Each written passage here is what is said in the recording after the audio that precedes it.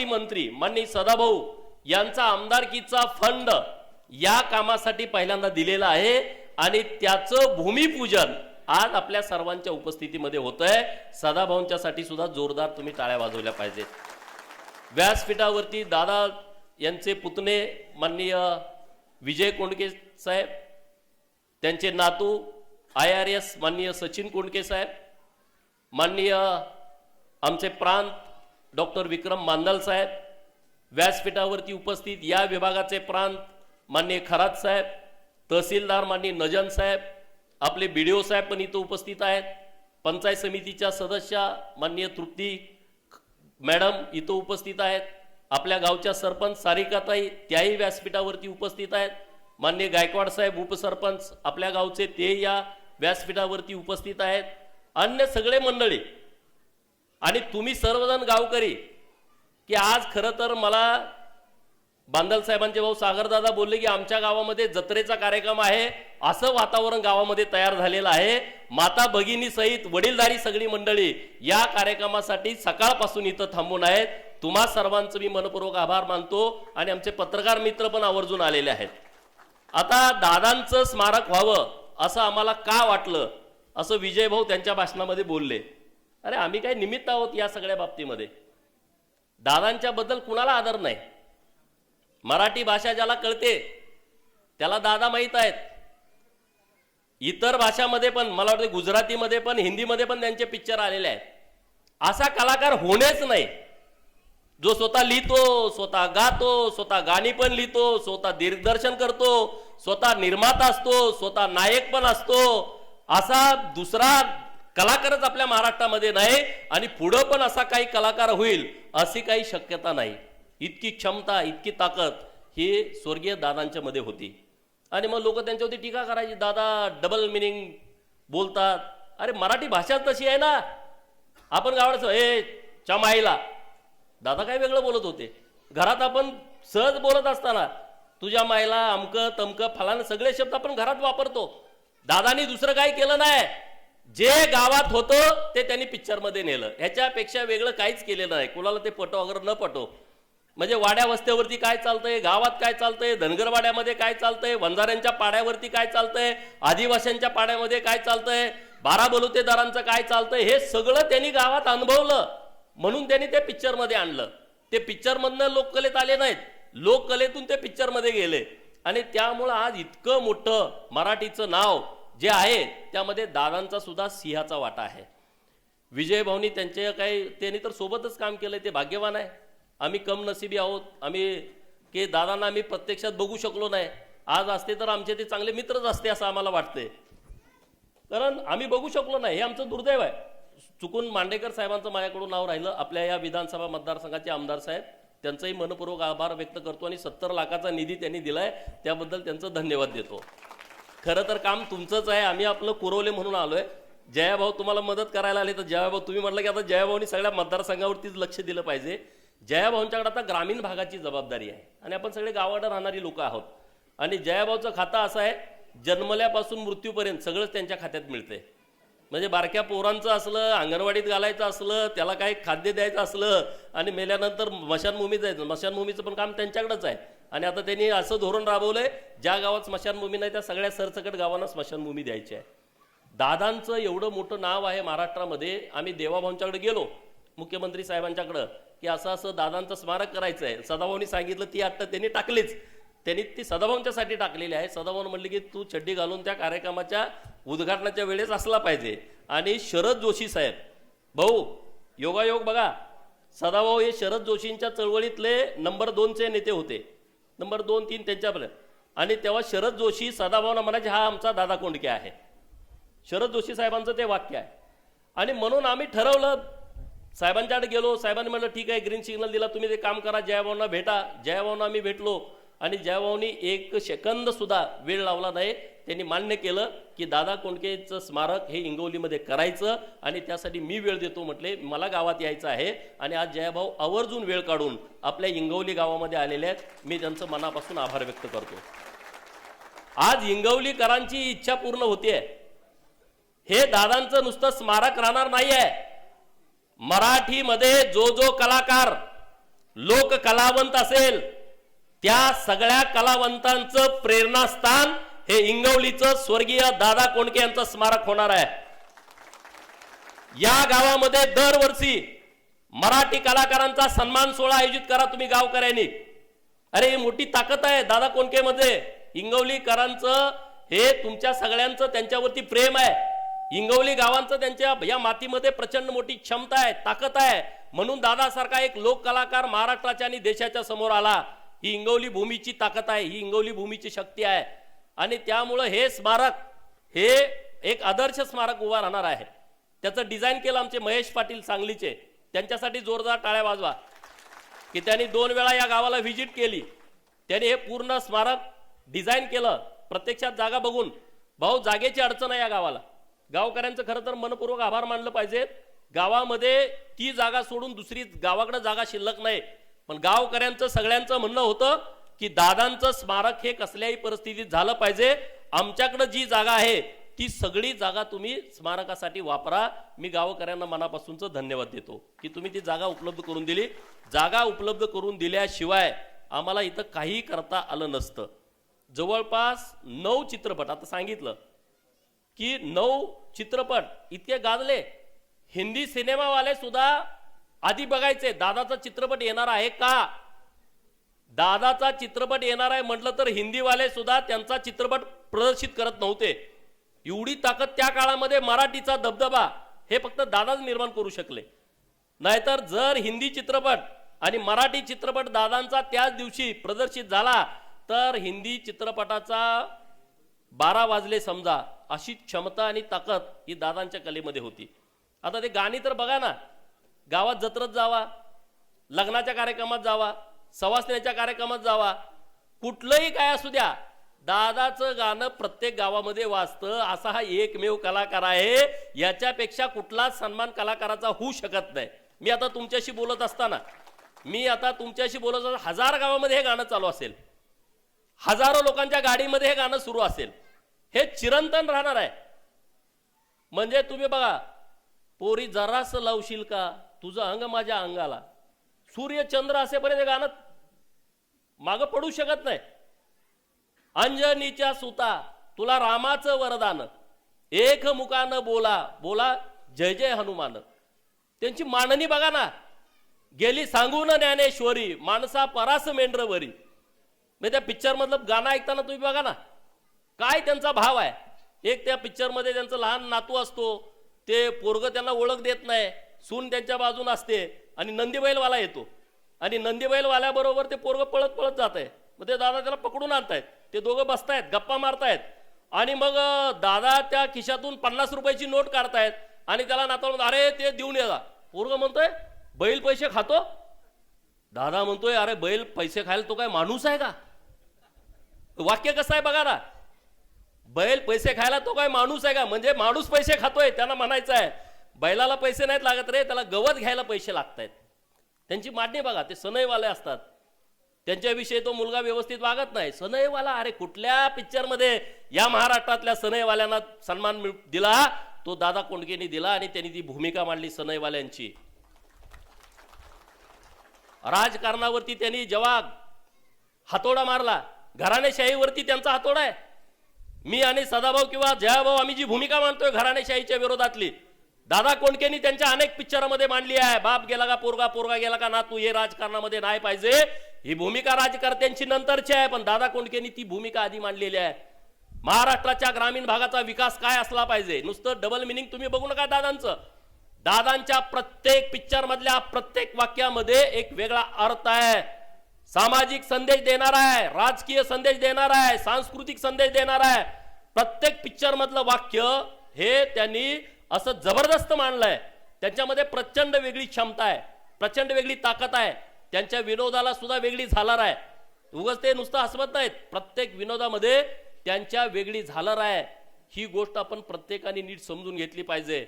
आणि इंगवली गावकऱ्यांनो, मी तुम्हा सर्वांना खरं तर धन्यवाद देतो।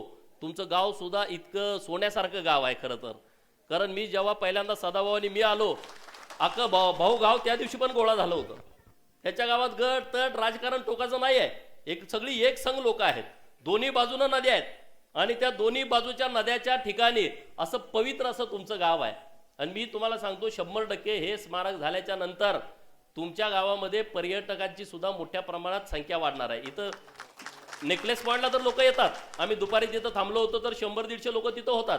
पण प्रत्येक तिथं आलेला माणूस हा प्रत्येक माणसाला वाटलं पाहिजे इंगवली गावात गेलं पाहिजे, असं भव्य दिव्य स्मारक जयाभाऊ तुमच्या नेतृत्वामध्ये हे झालं पाहिजे. जयाभाऊकडं मी आणि सदाभाऊ गेले पण काहीतरी नवीन तुम्ही घेऊन येताय आणि माझ्या मागे काहीतरी लावताय, परंतु ते आम्हाला बोलतात, परंतु ते काम करणारा माणूस आहे. आज महाराष्ट्रामध्ये आपण देवाला मानणारी लोक आहोत. देवाभाऊंच्या नेतृत्वामध्ये मागच्या 2.5 वर्षामध्ये 400 तीर्थक्षेत्र 5 कोटी रुपयाचा निधी माननीय मुख्यमंत्री देवाभाऊंच्या नेतृत्वामध्ये दिला आणि आता तो वारसा पुढे घेऊन जयाभाऊ चाललेले आहेत. माझ्या एकट्या विधानसभा मतदारसंघामध्ये 8 मंदिराला तीर्थक्षेत्र चा भाऊनी दर्जा दिलाय, प्रत्येकाला 5 कोटी रुपये.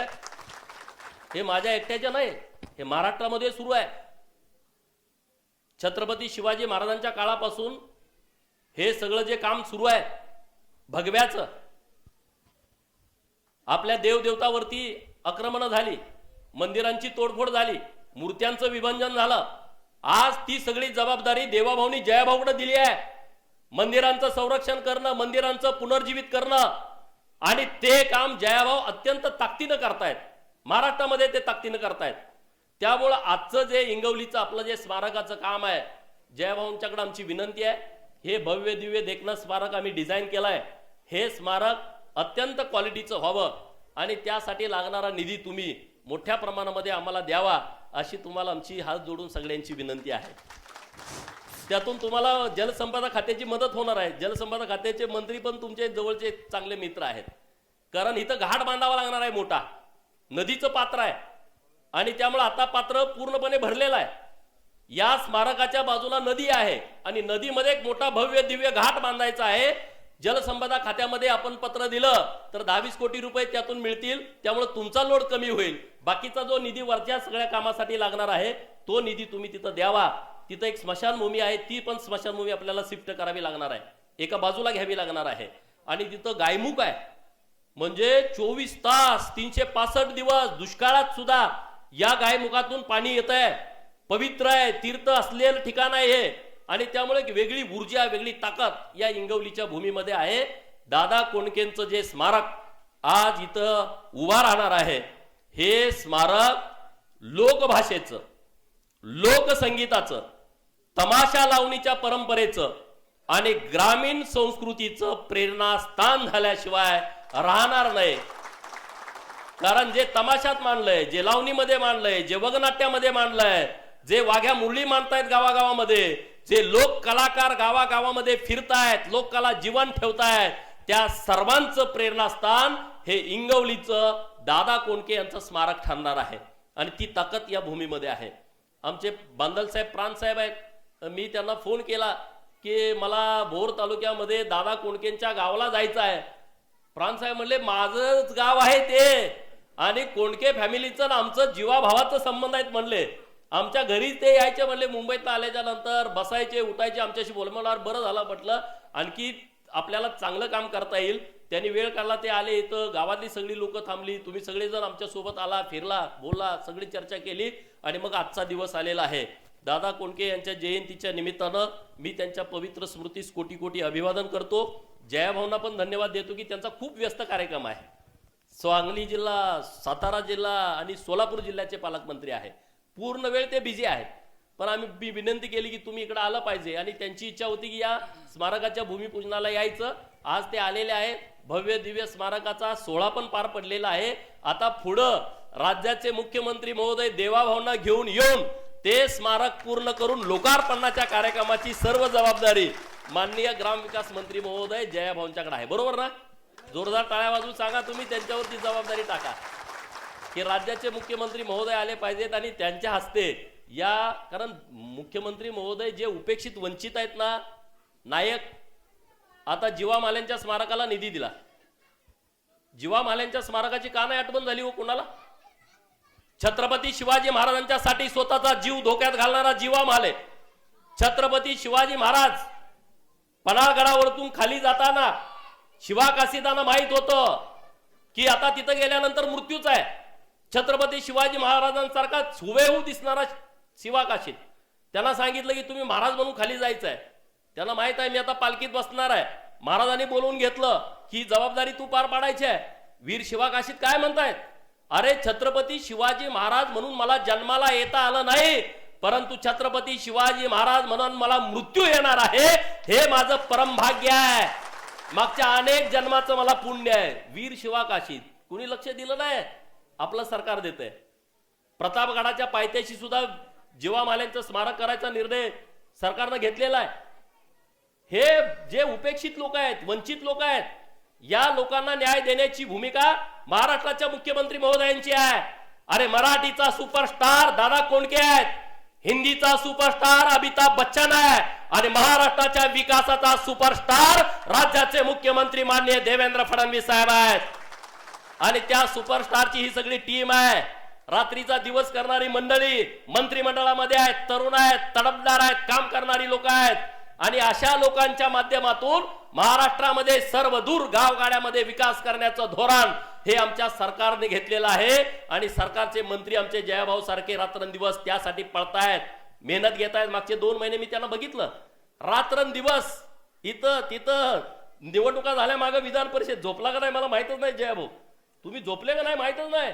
सांगलीत आले, सांगलीतल्या प्रत्येक तालुक्यात जायचं, सातारातल्या प्रत्येक तालुक्यात जायचं, सोलापूर जिल्ह्यातल्या प्रत्येक तालुक्यात जायचं. विधान परिषदेच्या निवडणुकीच्या वेळेस रात्रंदिवस त्यांनी मेहनत घेतलेली आहे.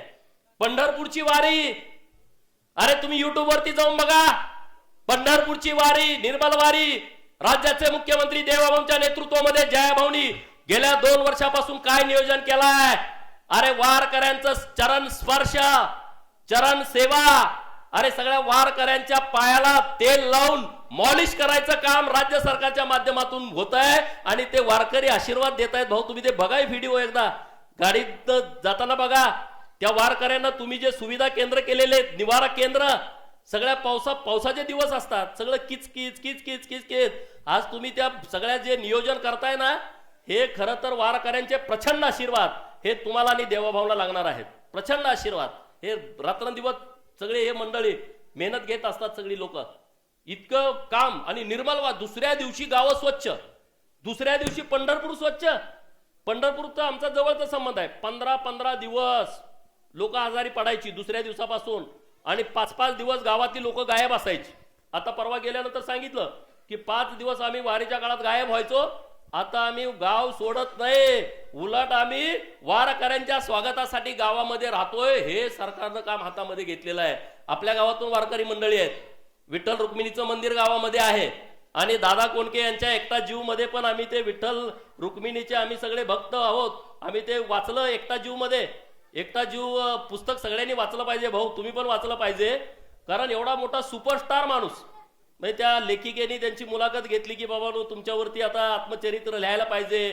दादानी त्यांना मान्यता दिली. परत दादांच्याकडे त्या बोलायला गेल्या. दादा सगळं असं काय एकदम खुलं बोलणार. मग त्यांनी सांगितलं की आम्ही काही तुमचं आत्मचरित्र लिहित नाही का, तर तुम्ही स्पष्ट बोलत नाही. मग म्हणलं ठीक आहे, मी एकदम खुल्लम खुला बोलतो ह्या सगळ्या विषयावरती. आणि त्यांनी सगळं लिहिलंय. शेवटचं पान वाचल्यानंतर खरं तर सगळ्याच्या मनाला वेदना होते. मला पण विचार पडतो, अरे काय दादानी हे सगळं शेवटच्या पानावरती लिहिलंय की मी आता एकटा आहे, माझ्याकडे सगळा पैसा आहे, माझ्याकडे संपत्ती आहे, माझ्याकडे सगळं आलिशान सगळी व्यवस्था आहे, पण मी आता एकटा पडलोय. शेवटचे 2-3 पानं वाचल्याच्या नंतर प्रत्येक मराठी माणसाच्या डोळ्यामध्ये अश्रू येतील असं ते सगळं लिखाण लिहिलेलं आहे. त्यांच्या सगळ्या चित्रपटाच्या संदर्भात, त्यांच्या व्यावसायिक क्षेत्राच्या संदर्भात, किंवा ते राजकारणामध्ये पण टॉपला होते. कोल्हापूरचं भाषण ऐकल्यानंतर बघा तुमच्या आजपर्यंत सगळे लोक खळखळून हसतायत. म्हणजे त्यांनी मला वाटतं शिवसेनेचा इतकं स्टार प्रचारक म्हणून त्यांनी काम केलेलं आहे. त्या काळामध्ये त्यांनी भूमिका मांडलेली आहे. मग शिवसेनेने पण का लक्ष दिलं नाही मला कळलं ना दादांच्याकडं. म्हणजे तुम्ही नाराज होऊ नका. नाही पण एवढं त्यांनी काम नाही पूर्वी मला माहित नाही त्यांचं एवढं, परंतु एवढं त्यांनी सगळं इतकं मोठं काम केलं होतं. एक वक्ता कसा असावा, भूमिका कशी मांडावी, आणि ते पण डबल मिनिंग भूमिका कशी मांडावी त्यांच्या भाषणातून तुम्ही सगळेजण ऐकू शकता. त्यामुळे असा एक अवलिया, एक वेगळा हास्य, लोकांना हसवणारा, लोकांना खिळवणारा, 4-4 तास इच्छा माझ्या पुरी करामध्ये. एका पिक्चर करणं ठीक आहे, त्याला रिटेक करता येतं. नाटकामध्ये रिटेक नाही ना. नाटकाला सगळं तर स्टेजवरतीच सगळं करावं लागतंय. 4.5 तास ते लोकांना खिळवून ठेवायचे आणि असे 1200 प्रयोग त्यांच्या त्या नाटकाचे झालेले आहेत. असे अनेक विषय त्यांच्या आयुष्यामध्ये आलेले आहेत. आम्ही खरं तर भाग्यवान आहोत की देवाभाऊंच्या आणि जयाभाऊंच्या नेतृत्वामध्ये आम्हाला हे काम हातामध्ये घेता आलं. आणि सदाभाऊंना मी सोडत नाही. आता मी विधान परिषदेवरती नाही विजय भाऊ, त्यामुळे मला फंड देता येत नाही आणि म्हणून सदाभाऊचा फंड आम्ही सगळीकडे पहिल्यांदा शुभारंभ करण्यासाठी वापरतो. आमचे पत्रकार मित्र आहेत. माझ्या इथं भरजी नायकांचं गाव आहे. छत्रपती शिवाजी महाराजांचा 3रा डोळा, त्यांच्या प्रत्येक मोहिमेतला साक्षीदार, नियोजनकार. आणि मग भरजी नायकांची समाधी म्हणजे 4 दगडाची समाधी. देवाभाऊंच्या नेतृत्वामध्ये आम्ही ठरवलं की भरजी राजांची आपण एक स्मारक बांधायचं आणि पहिला निधी 50 लाख सदाभाऊंचा टाकला, माझा 50 लाख टाकला. आम्ही त्याचा शुभारंभ केला. नाही पण त्यामुळे आपल्याला बरोबर दोघांना जावं. तुम्ही आता सगळी जबाबदारी जयभाऊंच्याकडे दिलेली आहे. त्यामुळे परत एकदा तुम्ही सगळे या कार्यक्रमाला उपस्थित राहिला त्याबद्दल धन्यवाद. जय हिंद, जय महाराष्ट्र.